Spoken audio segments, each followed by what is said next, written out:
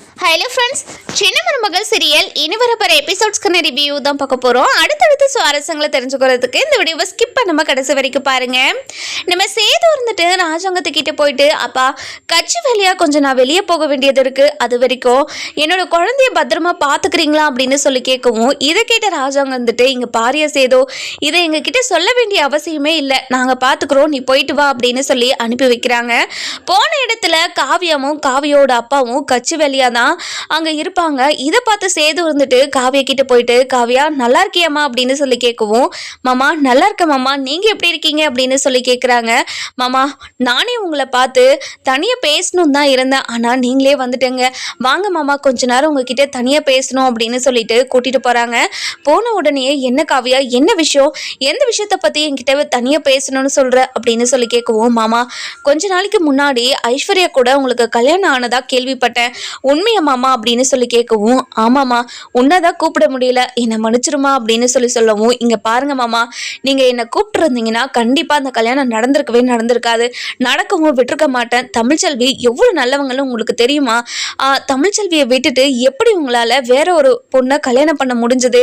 இங்க பாருமா காவியா, நிறைய விஷயம் நடந்துச்சு, அதெல்லாம் உனக்கு தெரியுமா தெரியாதுன்னா கூட தெரியல, அதனாலதான்மா ஒரு சில காரணத்துக்காக தான் நான் ஐஸ்வர்யாவை கல்யாணம் பண்ணிக்க வேண்டியதை ஆயிடுச்சு, என்னோட சூழ்நிலை தான் காரணம் அப்படின்னு சொல்றாங்க.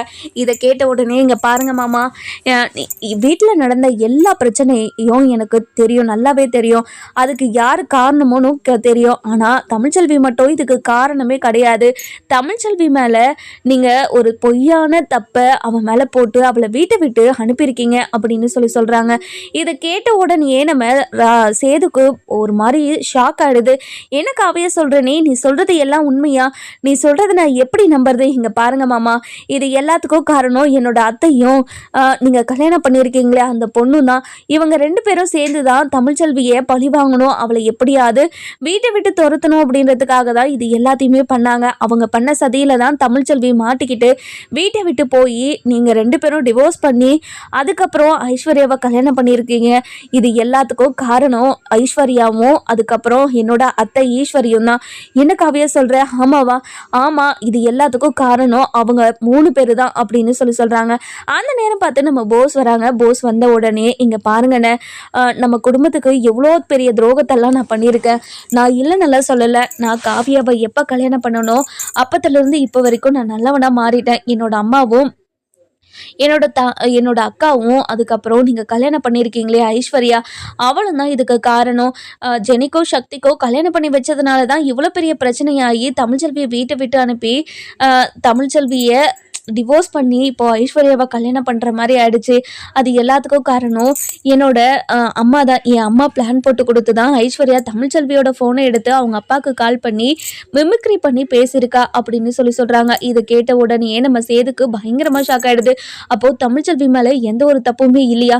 இந்த விஷயம் உனக்கு எப்படி தெரியும்? இந்த விஷயத்த நான் உங்களை எப்படி நம்புறது அப்படின்னு கேட்கவும், இங்கே பாருங்கண்ணே, நான் தமிழ்ச்செல்விக்கு எதுக்காக நான் சப்போர்ட் பண்ணணும்? எனக்கு சப்போர்ட் பண்ணணுன்ற அவசியமே கிடையாது. ஆனால் அவங்க எந்த தப்புமே பண்ணலை. தப்பு பண்ணாதவங்க எப்போவுமே தண்டனை அனுபவிக்க கூடாதுன்னு நினைக்கிறேன். இது எல்லாத்தையும் எனக்கு காவியா தான் சொல்லி கொடுத்தாங்க. இங்கே பாருங்கண்ணே, தமிழ்ச்செல்வி மேலே எந்த ஒரு தப்புமே கிடையாது. நீங்கள் தமிழ்ச்செல்வி கிட்ட மன்னிப்பு கேட்டு உங்கள் குழந்தையையும் தமிழ்ச்செல்வியையும் வீட்டுக்கு கூட்டிகிட்டு வந்து நீங்கள் சந்தோஷமாக வாழணும்னு அந்த விஷயத்த சொல்கிறதுக்காக தான் நானும் காவியாவும் வீட்டுக்கு வரலான்னு தான் இருந்தோம். ஆனால் நீங்களே வந்துட்டுங்க, ரொம்ப சந்தோஷண்ணே. முதல்ல தமிழ்ச்செல்வி கிட்ட போயிட்டு மன்னிப்பு கேளுங்க அப்படின்னு சொல்கிறாங்க. இந்த பக்கம் பார்த்தீங்கன்னா நம்ம ஐஸ்வர்யா இருந்துட்டு ரொம்பவே குழப்பத்தில், மாமா எங்கே போயிருப்பாரு, தமிழ்ச்செல்வி வீட்டுக்கு போயிருப்பாரோ அப்படின்னு சந்தேகத்திலேயே இருக்காங்க. சரி, நம்ம தமிழ்ச்செல்வி வீட்டுக்கு போய் பார்ப்போம் அப்படின்னு சொல்லிட்டு நம்ம ஐஸ்வர்யா கிளம்பிடுறாங்க. இந்த பக்கம் நம்ம சேது இருந்துட்டு ரொம்ப எமோஷ்னலாக தமிழ்ச்செல்வி வீட்டுக்கு போகிறாங்க. போன உடனே அங்கே இருக்க எல்லாருமே நம்ம சேதுவை பார்த்துட்டு, என்னப்பா தம்பி, குழந்தைக்கு ஏதாவது உடம்பு சரியில்லையா அப்படின்னு சொல்லி நம்ம செல்லப்பாண்டி கேட்கவும், அதெல்லாம் ஒன்றும் இல்லை, நான் தமிழ்ச்செல்வியை பார்க்கணும் அப்படின்னு சொல்கிறாங்க. அந்த நேரம் பார்த்து நம்ம அப்பதான் இருந்துட்டு, இங்கே பாருடா, எதுக்காக தமிழ்ச்செல்வியை பார்க்கணும், இங்கே பாருங்க அப்பதா, நான் ஃபஸ்ட்டு தமிழ்ச்செல்வியை பார்க்கணும், அவகிட்ட பேசிட்டு அதுக்கப்புறம் நான் உங்ககிட்ட பேசுகிறேன், முதல்ல தமிழ்ச்செல்வியை வெளியே வர சொல்லுங்க அப்படின்னு சொல்கிறாங்க. அந்த நேரம் பார்த்து நம்ம தமிழ்ச்செல்வியும் வெளியே வந்துடுறாங்க. வெளியே வந்த உடனே நம்ம தமிழ்ச்செல்வியை பார்த்து அப்படியே கன்னத்தில் கையை வச்சுக்கிட்டு, இங்கே பாரு தமிழ்ச்செல்வி, நான் பண்ணது எல்லாமே தப்பு தான், என்னை மன்னிச்சிரு தமிழ்ச்செல்வி அப்படின்னு சொல்லிட்டு பேசிக்கிட்டு இருக்கவும், அந்த நேரம் பார்த்து நம்ம காவியா வந்துடுறாங்க.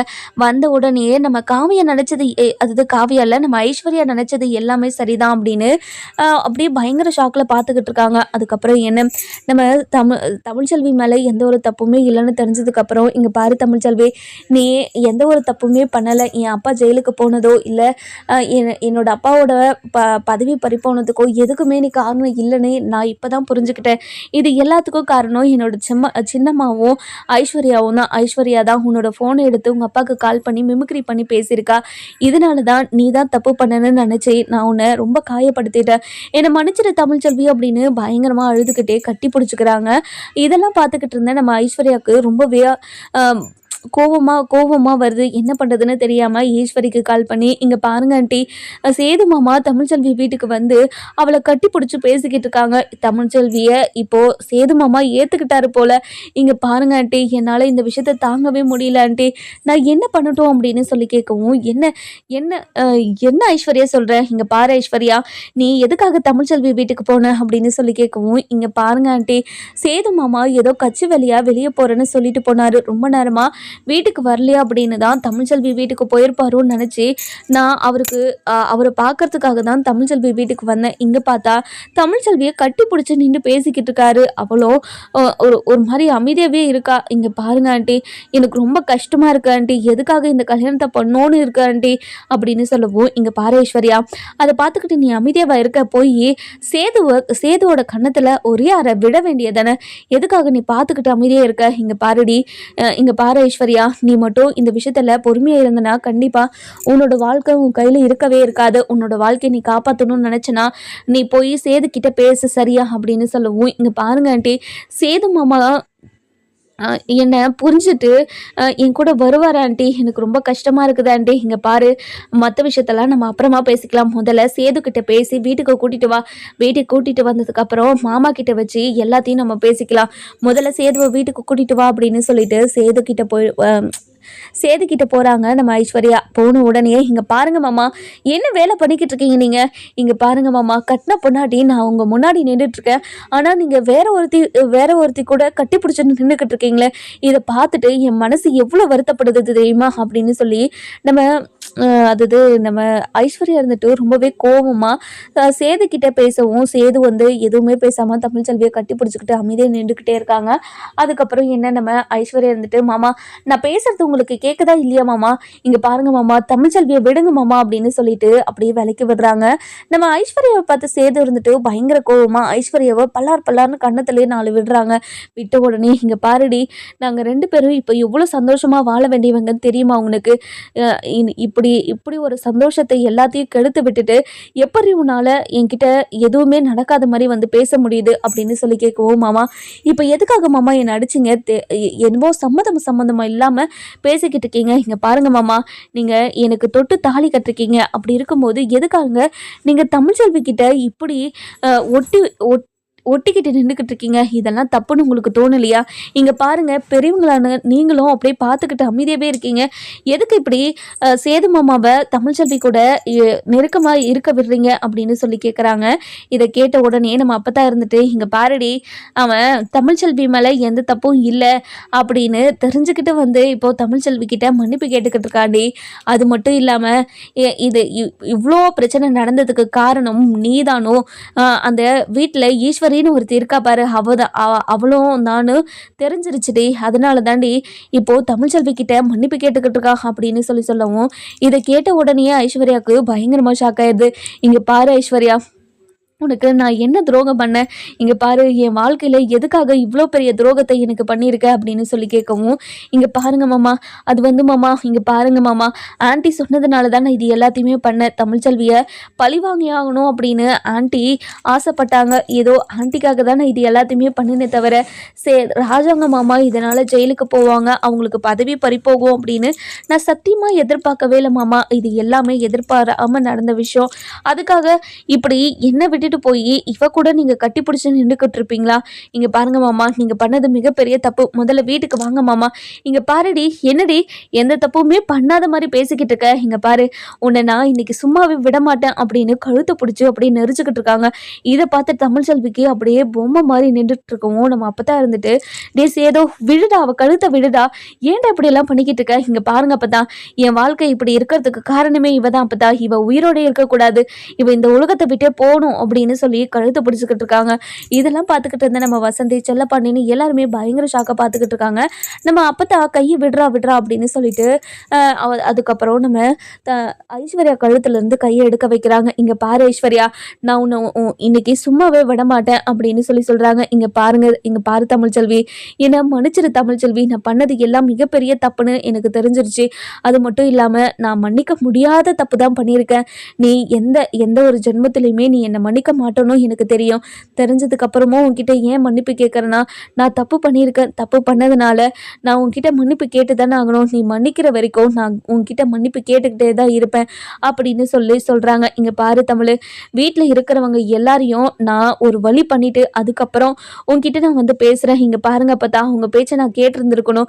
உங்க பேச்சை கேட்காம இப்படி என் வாழ்க்கையில நானே மண்ணள்ளி போட்டுக்கிட்டேனே. இங்க பாருங்க அப்பதா, இவளையும் சின்னம்மாவையும் நான் சும்மா விட மாட்டேன், நான் வர இருங்க அப்படின்னு சொல்லிட்டு ஐஸ்வர்யாவை தரன்னு இழுத்துட்டு போய் கார்ல ஏத்திக்கிட்டு வீட்டுக்கு போறாங்க. வீட்டுக்கு போற வழியிலேயே நம்ம ராஜாங்கத்துக்கு கால் பண்ணி, அப்பா இங்க பாருங்கப்பா அப்படின்னு சொல்லி நடந்த விஷயத்தெல்லாம் சொல்லவும், சேதோ என்ன சேதோ சொல்ற, நீ சொல்றது எல்லாமே உண்மையா சேதோ? இங்க பாரு சேதோ, நீ சொல்றது எல்லாம் உண்மையா இல்லை சும்மா சொல்றியா அப்படின்னு சொல்லி கேட்கவும், இங்க பாருங்கப்பா, நான் எதுக்காகப்பா பொய் சொல்லணுன்ற அவசியம் எனக்கு கிடையவே கிடையாதுப்பா. இங்க பாருங்கப்பா, இப்போ என்னோட வாழ்க்கை இப்படி இருக்கிறதுக்கு காரணமே சின்னம்மாவும் ஐஸ்வர்யாவும் தான். ஐஸ்வர்யாவை நான் கூட்டிட்டு வந்துட்டு இருக்கேன். இன்னைக்கு ஐஸ்வர்யாக்கும் சின்னம்மாக்கும் நடக்கிறதே வேறதான்ப்பா அப்படின்னு சொல்லிட்டு கோவமா வீட்டுக்கு கூட்டிட்டு போறாங்க. போன உடனே நம்ம ராஜாங்கமும் பயங்கர கோவத்துல அந்த சேர்ல உட்காந்துக்கிட்டு இருக்காங்க. அந்த நேரம் பார்த்து நம்ம சேதுவும் வீட்டுக்கு போயிடுறாரு. வீட்டுக்கு போன உடனே நம்ம ஐஸ்வர்யாவை தரன்னு இழுத்துக்கிட்டு போகவும், நம்ம சாவுத்திரி இருந்துட்டு, சேதோ என்னாச்சு சேதோ, ஐஸ்வர்யா என்ன தப்பு பண்ணா, எதுக்காக ஐஸ்வர்யாவை இப்படி தரன்னு இழுத்துட்டு வர அப்படின்னு சொல்லி கேட்கவும், நம்ம சாவுத்திரி கேட்ட கேள்விக்கு எந்த ஒரு பதிலுமே சொல்லாம தரன்னு இழுத்துட்டு போய் அப்படியே ஹாலில் விட்டு எரிஞ்சிடுறாங்க. அந்த நேரம் பார்த்து நம்ம ஈஸ்வரியும் சித்ராவும் கீழே இறங்கி வராங்க. வந்த உடனே ஐஸ்வர்யா இருக்கிற நிலைமையை பார்த்துட்டு, சேது இங்க பாரு சேது, எதுக்காக ஐஸ்வர்யாவை இப்படியெல்லாம் கொடுமைப்படுத்திக்கிட்டு இருக்க? நீ தொட்டு தாலி கட்டின பொண்டாட்டி, உன் பொண்டாட்டியவை நீ இவ்வளோ கொடுமைப்படுத்தலாமா அப்படின்னு சொல்லி கேட்கவும், இது கேட்ட உடனே ஐஸ்வர்யா அழுதுகிட்டே போய் நம்ம ஈஸ்வர்யா கட்டி பிடிச்சிக்கிறாங்க. கட்டி பிடிச்சிக்கிட்டு, ஐஸ்வர்யா நீ அழுகாத, நான் பேசிக்கிறேன் அப்படின்னு சொல்லிட்டு பேசுறாங்க. இங்க பாருங்க மாமா, சேது பண்றது கொஞ்சம் கூட சரியில்லை மாமா. கொஞ்ச நேரத்துக்கு முன்னாடி ஐஸ்வர்யா எனக்கு கால் பண்ணா, சேது போயிட்டு தமிழ்ச்செல்வி கூட கட்டிக்கிட்டு அப்படியே ஒட்டி உரசி என்னென்னமோ பண்ணிக்கிட்டு இருந்தானா. இதெல்லாம் கொஞ்சம் கூட சரியில்லை. ஐஸ்வர்யா கழுத்துல தாலி கட்டிட்டு திரும்பவும் தமிழ்ச்செல்வி கூட சேர்ந்து வாழணும்னு ஆசைப்பட்டா என்ன நியாயம் சொல்லுங்க? அந்த தமிழ்ச்செல்வி சேதுவை எப்படியோ 4 நாள்ல மாத்திட்டா. அதனாலதான் சேது இப்படியெல்லாம் மாறி போய் கிடைக்கிறான். இங்க பாருங்க மாமா, நீங்க தான் எப்படியாவது சேதுக்கிட்ட சொல்லி இதுல கொஞ்சம் சூதானமா நடந்துக்க சொல்லுங்க அப்படின்னு சொல்லவும், இதை கேட்டுக்கிட்டு இருந்த நம்ம சேது இருந்துட்டு, இங்க வாங்க சின்னம்மா, உங்களுக்காக தான் நான் இவ்வளோ நேரம் வெயிட் பண்ணிட்டு இருந்தேன். உங்களால எப்படி இப்படியெல்லாம் பேச முடியுது? உங்களுக்கு வெக்கமா இல்லை? எதுக்காக எனக்கு இவ்வளோ பெரிய துரோகத்தை பண்ணீங்க அப்படின்னு சொல்லி கேட்கவும், என்ன சேதோ என்ன புரியாம பேசிக்கிட்டு இருக்க? நான் என்ன உனக்கு துரோகம் பண்ணேன்? நான் எந்த ஒரு துரோகத்தையும் உங்களுக்கு பண்ணவே இல்லையா அப்படின்னு சொல்லவும், இங்க பாருங்க சின்னம்மா, நீங்க பண்ண எல்லா துரோகமும் எனக்கு தெரிஞ்சிருச்சு.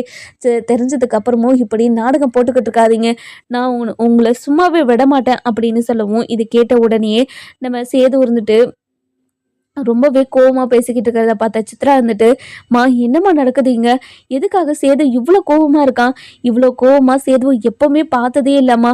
இங்க பாருமா, எப்படிமா இவ என்ன காரணத்துக்காக சேது கோவமா இருக்கான்னு ஐஸ்வர்யாவை கேளுமா அப்படின்னு சொல்லி கேட்கவும், நம்ம ஐஸ்வர்யா கிட்ட ஈஸ்வரி இருந்துட்டு, இங்க பாரு ஐசு, என்ன பிரச்சனை? எதுக்காக சேது இவ்வளோ கோவமா இருக்கான் அப்படின்னு சொல்லி கேட்கவும், இங்க பாருங்க ஆண்டி, தமிழ்ச்செல்வியோட ஃபோன்ல இருந்து நான் தான் அவங்க அப்பா கிட்ட பேசினேன் அப்படின்ற விஷயம் சேது மாமாக்கு தெரிஞ்சிச்சு. இது எல்லாத்துக்கும் காரணம் நீங்க தானோ சேது மாமாக்கு தெரியும். அதனால தான் இவ்வளோ கோவமா பேசிக்கிட்டு இருக்காரு அப்படின்னு சொல்றாங்க. இதை கேட்ட உடனே ஈஸ்வரிக்கும் சித்ராக்கும் பயங்கரமா ஷாக் ஆயிடுது. என்ன ஐஷு சொல்ற நீ சொல்றதெல்லாம் உண்மையா? எப்படி சேதுக்கு தெரிஞ்சிச்சு அப்படின்னு கேட்கவும், அதுதான் எனக்கும் தெரியல. அவரு தமிழ்ச்செல்வி கிட்ட போய் மன்னிப்பு கேட்டு கட்டிப்பிடிச்சு நின்றுட்டு இருந்தாரு. ஆனா அவர் கட்டிப்பிடிச்சு கிடக்கிறத மட்டும் பார்த்துட்டு நான் ரொம்பவே பதறி போயிட்டேன். அதனால அவர்கிட்ட போய் நான் கோவமா பேசும்போது என்ன அப்படியே எவ்வளோ அடியை என்ன அடிச்சாரு தெரியுமா? நான் பண்ணதெல்லாம் மிகப்பெரிய தப்புன்னு ஒவ்வொரு அடிக்கும் சொல்லி சொல்லி அடிச்சுக்கிட்டே இருந்தாரு. எனக்கு உடம்பெல்லாம் கை காலு எல்லாம் செம்மையா வலிக்குது அப்படின்னு சொல்றாங்க. இங்க பாரு ஐஷோ, இத எனக்கு முன்னாடியே சொல்ல மாட்டியா? இங்க பாரு சித்தோ, என்ன வண்டியில கூட்டிட்டு வரும்போதே என்னை திட்டிக்கிட்டே தான் கூட்டிட்டு வந்தாரு. அப்படி இருக்கும்போது இந்த விஷயத்த எப்படி உங்ககிட்ட சொல்ல முடியும் அப்படின்னு சொல்றாங்க. அதுக்கப்புறம் நம்ம சேது இருந்துட்டு ரொம்பவே கோவமா இது யாரு நம்ம சித்ரா கிட்ட போயிட்டு, இங்க பாரு சித்ரா, நான் உனக்கு என்ன பாவம் பண்ணேன்? எதுக்காக என்னோட வாழ்க்கையில இவ்வளோ பெரிய துரோகத்தை நீங்க 3 பேரும் சேர்ந்து பண்ணியிருக்கீங்க அப்படின்னு கேட்கவும், இங்க பாரு சேதோ, ஏதோ தெரியாம பண்ணிட்டோம் சேதோ, அதுக்காக இப்படியெல்லாம் பண்ணுவியா? இங்க பாரு சேதோ, அந்த தமிழ்ச்செல்வி தான் இது எல்லாத்துக்கும் காரணம். அவளை தான் வீட்டை விட்டு துரத்திட்டோம்ல, எதுக்காக திரும்ப இந்த விஷயத்தை பத்தி நம்ம பேசணும்? இந்த விஷயத்தை பத்தி பேசி மற்றவங்கள நம்ம காயப்படுத்தக்கூடாது. அதனால இந்த விஷயத்துல எந்த ஒரு தப்பான முடிவும் எடுத்துறாது சேது அப்படின்னு சொல்றாங்க. இதை கேட்ட உடனே நம்ம சித்ராவை பயங்கரமா அடிச்சிடுறாரு. அடிச்ச உடனே, இங்க பாருங்கப்பா, இவ்வளோ பிரச்சனைக்கு காரணமா இருந்த இவங்களே எப்படிப்பா இப்படி வாய் கூசாம பேசிக்கிட்டு இருக்காங்க? இவங்களுக்கு நம்ம ஏதாவது தண்டனை கொடுத்தே ஆகணும்ப்பா. முதல்ல இவங்களை என்ன பண்ணலாம் அப்படின்னு சொல்லுங்கப்பா அப்படின்னு சொல்றாங்க. அதுக்கப்புறம் மோகனா கிட்ட, மோகனா இது சாட்டையை எடுத்துட்டு வா அப்படின்னு சொல்லவும், இதை கேட்டு நம்ம சித்ரா ஈஸ்வரி இருந்துட்டு ரொம்பவே பதறி போய், இங்க பாருங்க மாமா, என்ன மன்னிச்சிருங்க மாமா, நீங்க ஜெயிலுக்கு போறதுக்கு நான் தான் காரணமா இருந்தேன். தமிழ்ச்செல்வி ஒன்றும் காரணம் கிடையாது. தமிழ்ச்செல்வியை பழி வாங்கணுன்றதுக்காக தான் இது எல்லாத்தையுமே பண்ணிட்டேன்.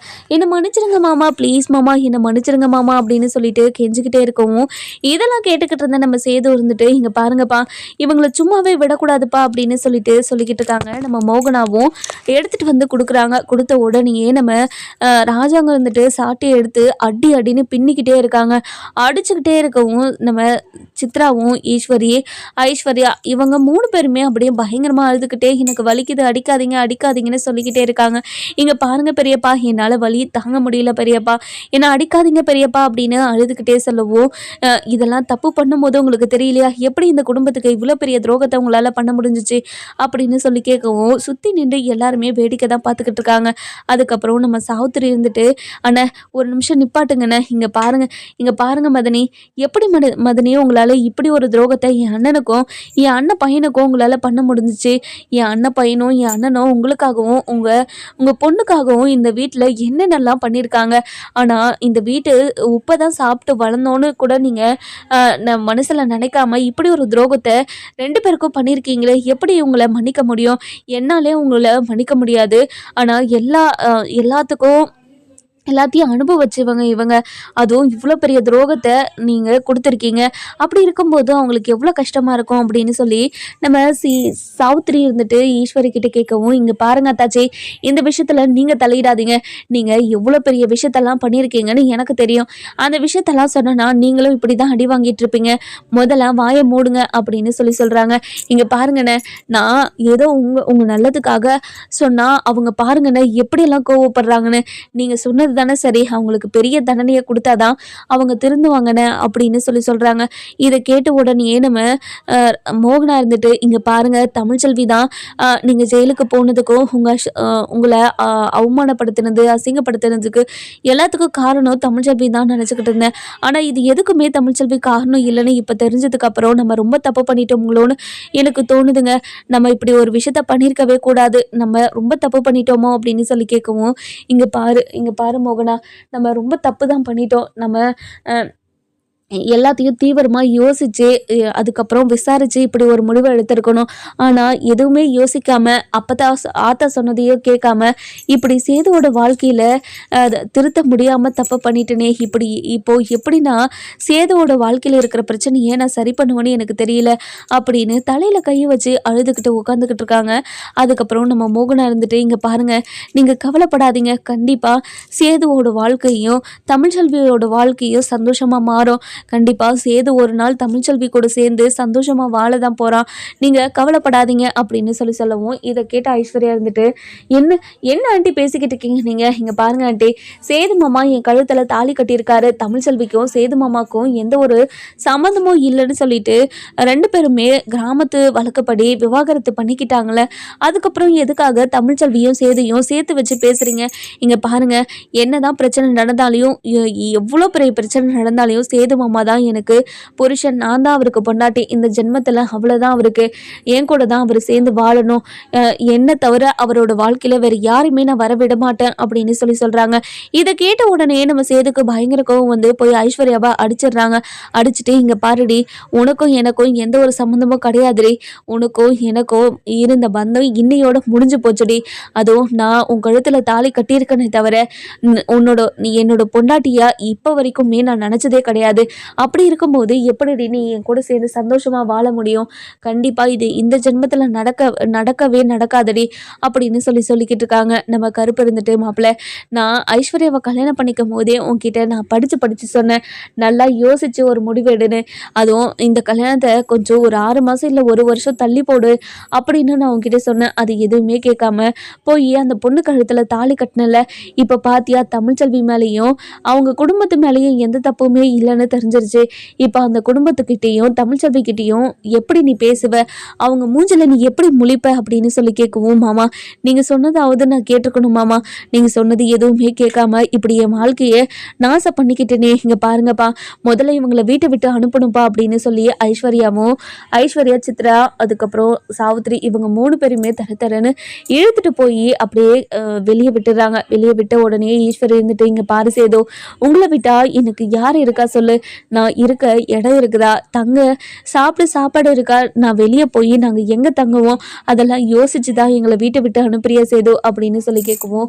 இங்கே பாருங்கள், நீங்கள் தப்பு பண்ணிகிட்டே இருக்கிற போதெல்லாம் உங்களை மன்னிச்சு இந்த வீட்டிலேயே விட்டு வச்சுருக்கோம் பார்த்தீங்களா, அதுதான் நாங்கள் பண்ண மிகப்பெரிய தப்பே. நாங்கள் பண்ணக்கூடாத தப்பெல்லாம் பண்ணிட்டோம், உங்களை வீட்டுக்குள்ளே சேர்த்துருக்கவே கூடாது, நீங்கள் இந்த குடும்பத்துக்கு துரோகத்தை மட்டும்தான் நினைப்பீங்கன்னு ஏற்கனவே எங்களுக்கு தெரிஞ்சிருந்தோம், உங்களை வீட்டை விட்டு அனுப்பாமல் இங்கேயே வச்சுருந்தோம் பார்த்தீங்களா, அதுதான் நாங்கள் பண்ண மிகப்பெரிய தப்பே, இனிமேல் இந்த வீட்டு வாசப்படியே நீங்கள் மிதிக்கவே கூடாது அப்படின்னு சொல்லிடுறாங்க. அதுக்கப்புறம் ராஜாங்கத்துக்கிட்ட, இங்கே பாருங்கப்பா, நம்ம தமிழ்ச்செல்விக்கு கிட்ட பேசி எப்படியாவது தமிழ்ச்செல்வியை இந்த வீட்டுக்கு கூட்டிகிட்டு வரலாம்ப்பா, மீனாட்சியும் சரி அழகரும் சரி 2 பேருமே இந்த வீட்டில் தான் ஒன்றா சேர்ந்து வளரணும், இதுக்கு நீங்கள் தான்ப்பா ஏதாவது பண்ணணும், எப்படியாவது தமிழ்ச்செல்விக்கு கிட்ட பேசி தமிழ்ச்செல்வியும் என்னையும் சேர்த்து வைங்கப்பா ப்ளீஸ்ப்பா அப்படின்னு கெஞ்சிக்கிட்டு இருக்காங்க.